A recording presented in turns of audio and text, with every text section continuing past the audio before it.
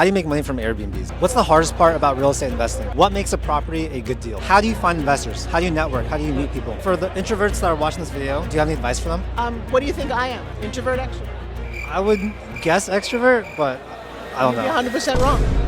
All right, so if you guys want to invest in real estate, then you're going to find this video super helpful because we're going to be talking with a bunch of real estate millionaires, asking them what their secrets are. We're at WealthCon here in LA. There's so many incredibly successful investors attending this conference, so we're going to be hitting them with the questions you want answers to. Free mentorship begins now. Let's go.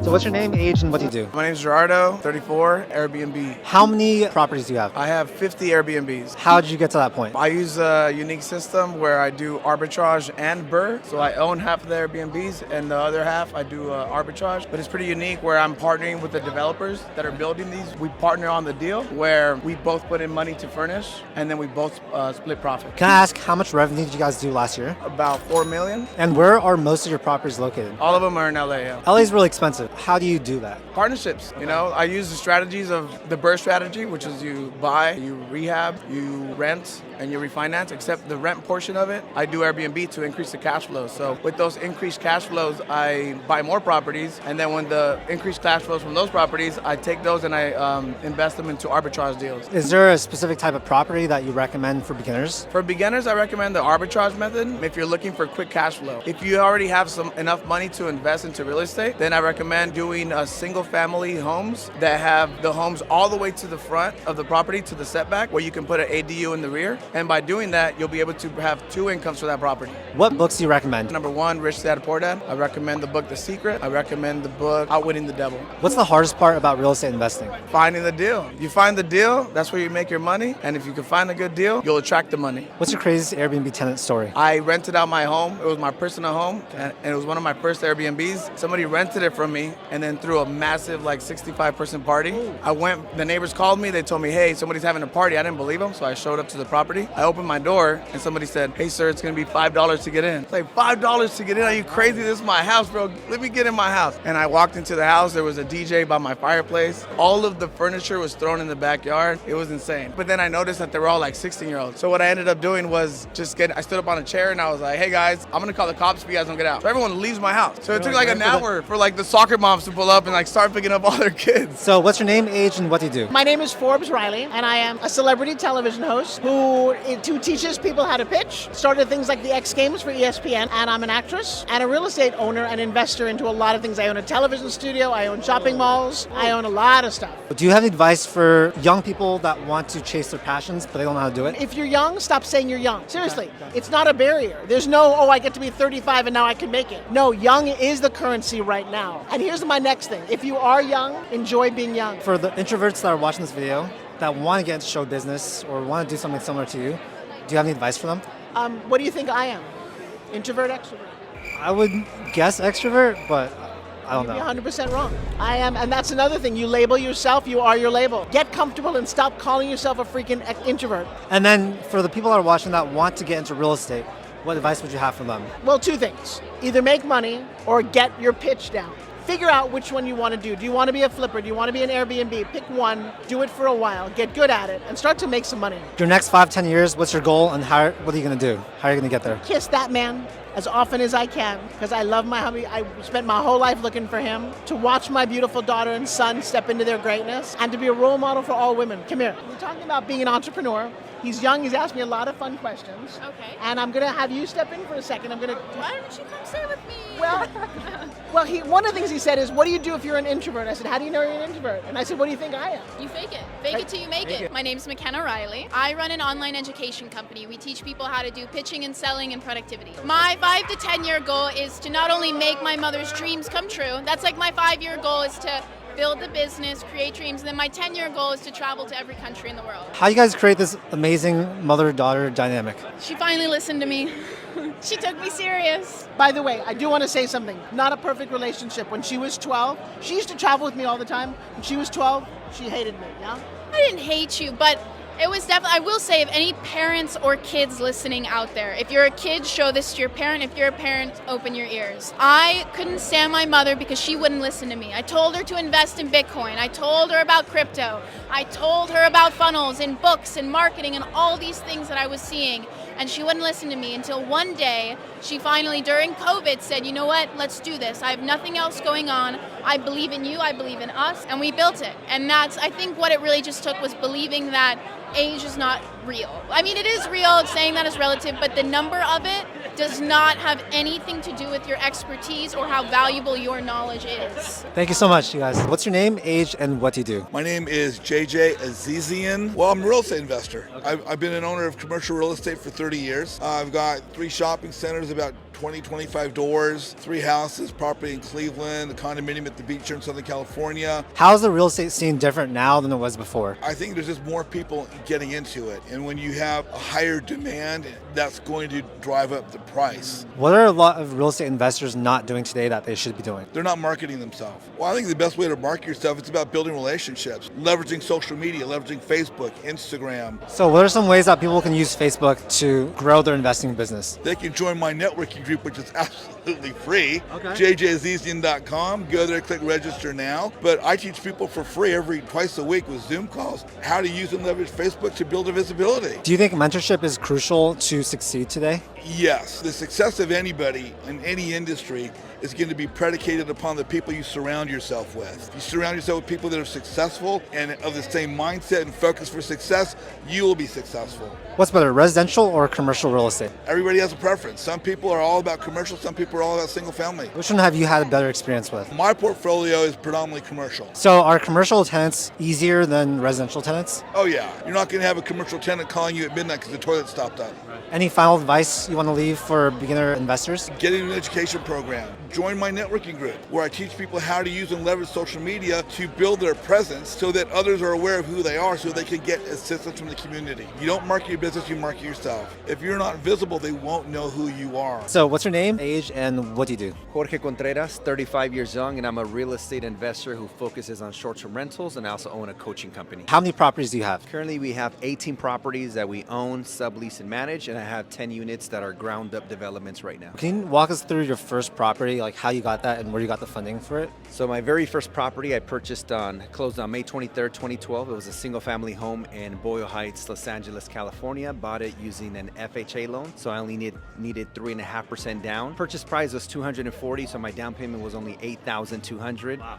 And it didn't need that much. The seller paid for all the closing costs because it was a bad time to buy. So that's how I got that one. I lived in the master, rented all the other rooms, and lived for free. Do you have advice for people that want to build up a sizable real estate portfolio? Yeah, I would say get started by doing what I did. Buy a property with an FHA loan. You could buy 1 to 4 units using the FHA loan.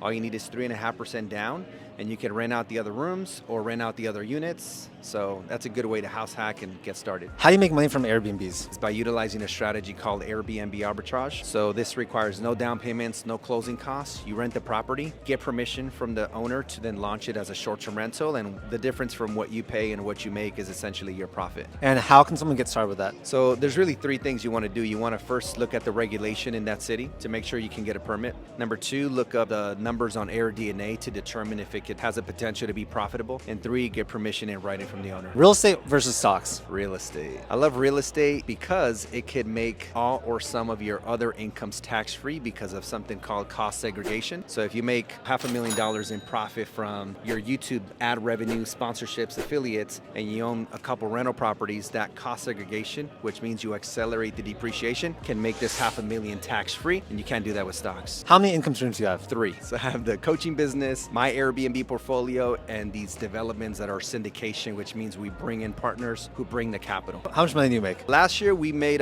multiple 7 figures on the Airbnbs and multiple 7 figures on the coaching business. Are your parents proud of you? Yes. Do they know what you even do? My mom knows I'm involved in real estate and coaching, but she probably doesn't know like the details of it. She doesn't speak English. Did you go to college? I did go to college for 3 semesters. I went to OCC and also, I forgot the other one. And then I dropped out after 3 semesters master's and started my first business when I was 20. Why'd you drop out? I really just wanted to build my own thing. I always struggled in school. I was always labeled like kind of dumb because I always wanted to do my own thing. I would, did school. I was just not like a person that could memorize stuff, and I just felt like it wasn't going to help me get to my goals. I always wanted to be an entrepreneur, but didn't know it was an option until I started like going to community college and being exposed to other opportunities. Would you do it again if you could? I would do it all over again. Next time I just wouldn't go to high school at all. I just start a business from day one. I think college is good if you want to become a dentist, a lawyer, or a doctor. But if you want to become a business owner, the fast track is like if I want to start a YouTube channel, I might as well pay you to teach me how to do it rather than, what's school going to teach me? So at least for entrepreneurship. Is it important to have a niche in real estate? I think it's a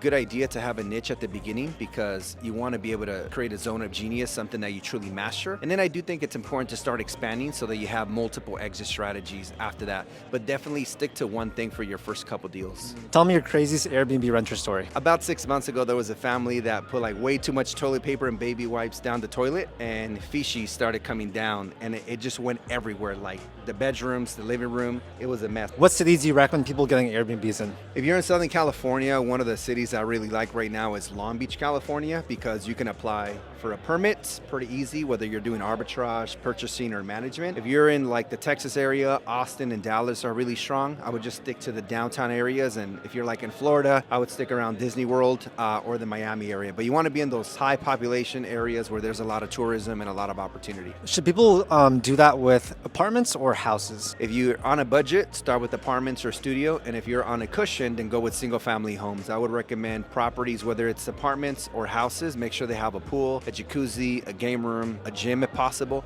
The more amenities, the more opportunities. How much does it typically cost to furnish an Airbnb? So if you're starting with a one bedroom or a studio, probably about $6K.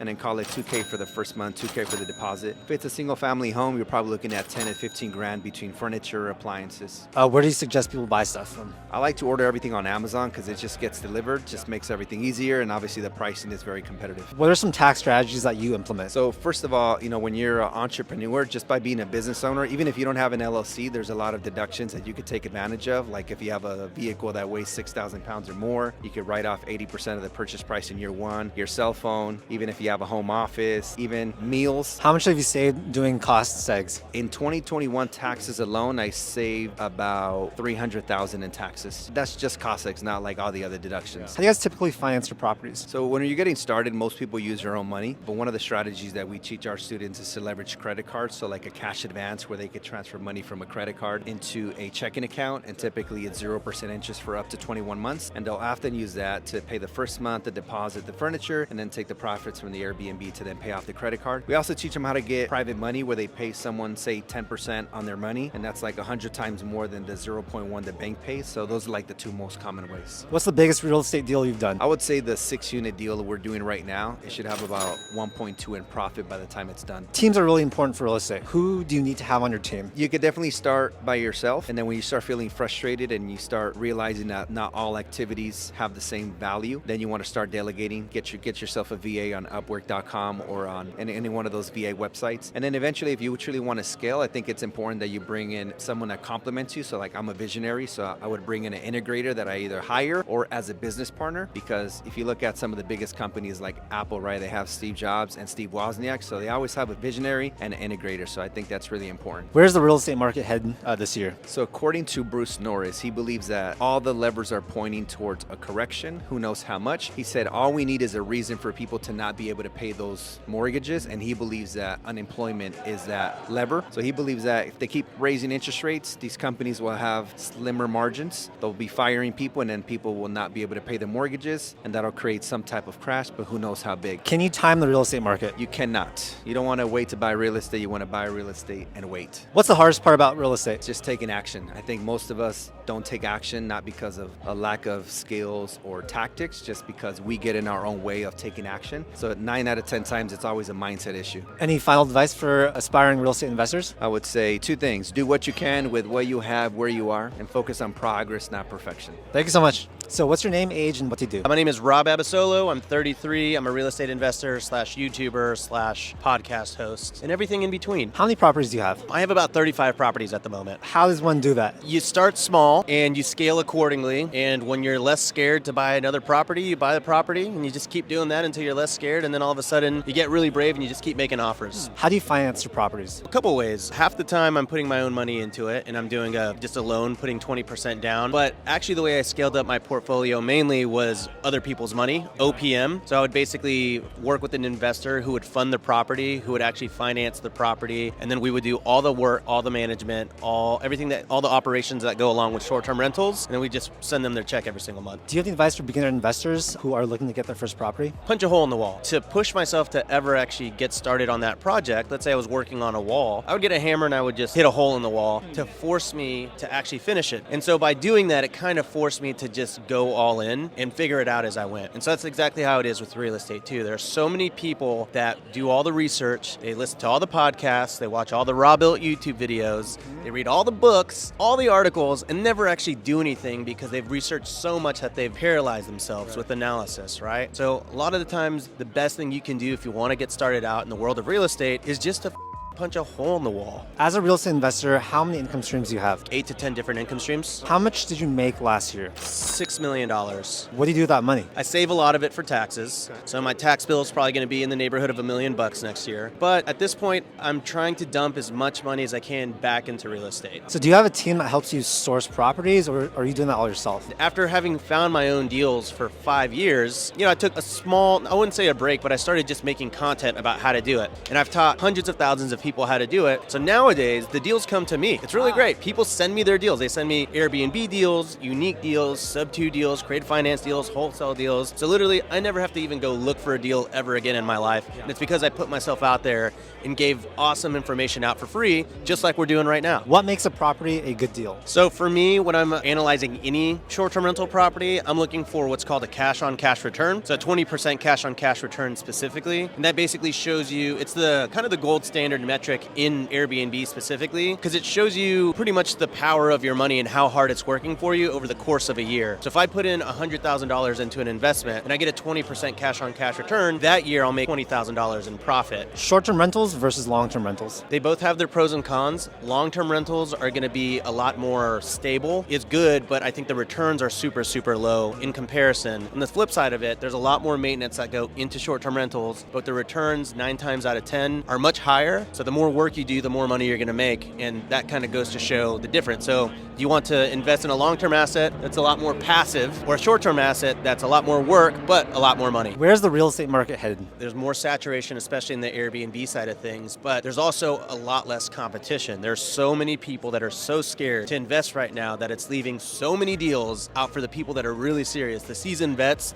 that actually want to do this and keep scaling up. It's going to be a little tough for a lot of people that are just casually getting into real estate, but for the serious veterans, I think it's going to be the best deals that we've ever seen really in the last 10 years since 2008. How do you constantly stay up to date on real estate information? I listen to the Bigger Pockets podcast. Just kidding. I'm the co-host of the Bigger Pockets podcast, which is the #1 real estate podcast in the world. That's how I used to, honestly, before I was the co-host. I learned everything I knew about real estate from listening to that podcast. And now I'm the co-host of it, which is just like a crazy full circle dream of mine. If you had $50,000 right now, how would you use that to grow your real estate empire? I would probably use it to get into a house that I could house hack. So a house hack is my favorite way to break into real estate. It's effectively where you buy a home and you subsidize the mortgage by renting out other portions of your house. So you live in one room, but if you have 3 other spare rooms, you rent each of them out for $400 to $800, and you have other people pay your mortgage, or you can use that as a down payment on an investment and go buy an Airbnb. Any final advice for aspiring real estate investors? Either do it or don't. Stop thinking about it. Thank you so much. So what's your name, age, and what do you do? Ryan Pineda, 33 years old, serial entrepreneur. How many properties do you have? We have over 550 rental units. How do you get to that point? Well, you start off buying them for yourself, and I bought single families, then I started getting into multifamily, then I started a fund, and now we're able to buy big apartments. Can you take us back to your first investment property? Technically, it's not an investment, but I bought my first primary home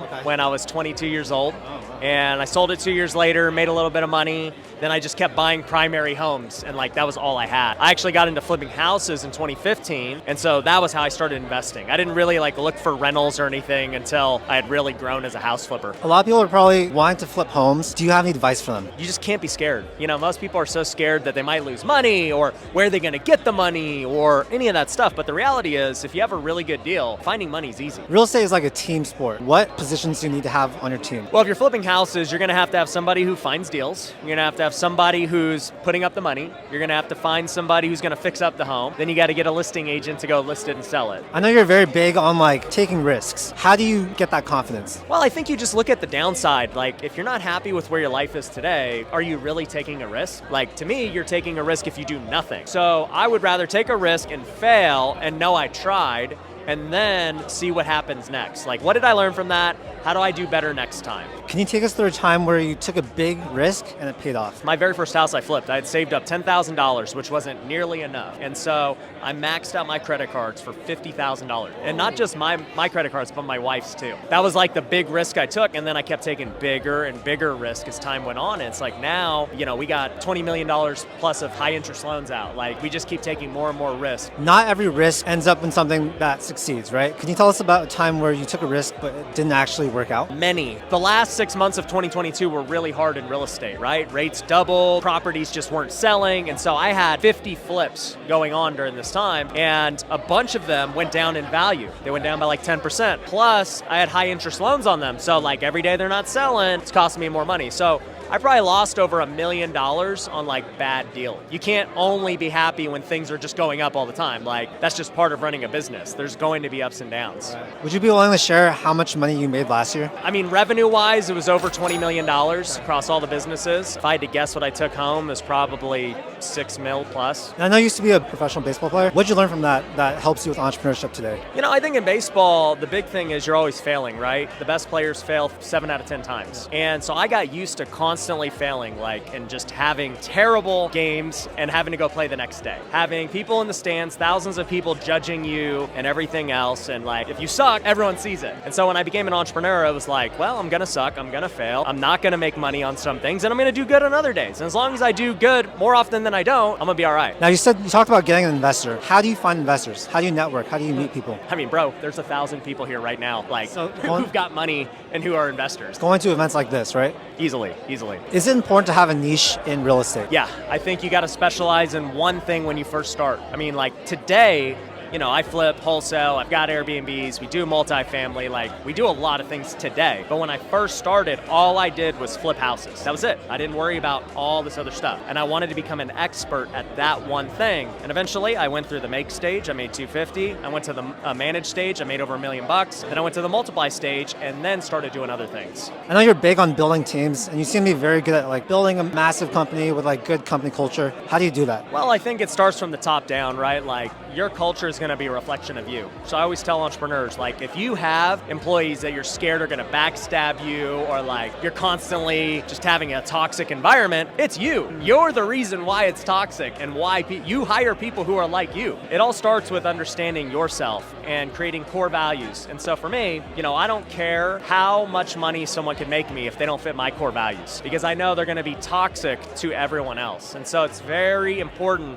that you protect your culture. Did you go to college? I did, right out here. I went to Cal State Northridge and I got an economics degree. Would you go back and attend college again? Well, I went to college to play pro baseball, so I went there because I wanted to play baseball and I had to go that route. But if I wasn't playing baseball, no, I would not go to college. How would you learn stuff instead? In the next 10 years, college and the normal school system are not going to be anything close to what they've been. Like, people are going to choose the route of self-learning and going to things like what we got at Wealthy World. Like, I'm homeschooling my kids now. There's just really no point for the old school system with all the available resources we have today. And like, so many parents are now remote workers or have their own businesses that homeschooling is going to be a much easier option. Do you have any advice for aspiring entrepreneurs? My main thing is I teach a principle called make, manage, multiply. And it really is this simple, right? Most entrepreneurs, when they're starting out, they want to do all these different things. They're like, I want 5 streams of income. I'm gonna try Turo, Airbnb, flipping. It's like, nah, dude, start out figuring out one thing. Do one thing that makes you 250 grand. That's like the first thing we teach. Once you do one skill that makes 250, you go to the next stage, which is manage. And so in manage, you got to learn to build a team around your skill. So how do I build out SOPs and org chart? How do I hire people and manage them and everything else? That's what happens in the manage stage. And once you can build that to a 7-figure business, you then get into the multiply stage because you have a business that's making money. You're not involved in every little thing of it. And now you can start multiplying money by buying more real estate, doubling down on your business, starting a new business vertical. That's the time to do all those things. So most entrepreneurs, they start like they're in stage 3. They're like, I gotta get a rental. I gotta have 3 streams of income. They're just, I gotta delegate and hire people. It's like, no, you don't have any skills yet. You're not ready for all that. All right, guys, so we just got so much personalized advice that would normally be super hard to get. But that's why I love the internet. That's why I love YouTube. You and I can learn directly from mentors that have already built their empires from the comfort of your home, which is just crazy. This was a super fun, but also super tiring video to make. But yeah, I really hope you guys enjoyed it. Hope you guys got some value from it that you guys can implement in your own lives. And yeah, make sure to hit that like button and also subscribe for more content just like this. I make a ton of videos about personal finance, entrepreneurship, and investing. Thanks again so much, and I'll see you in the next video. Peace.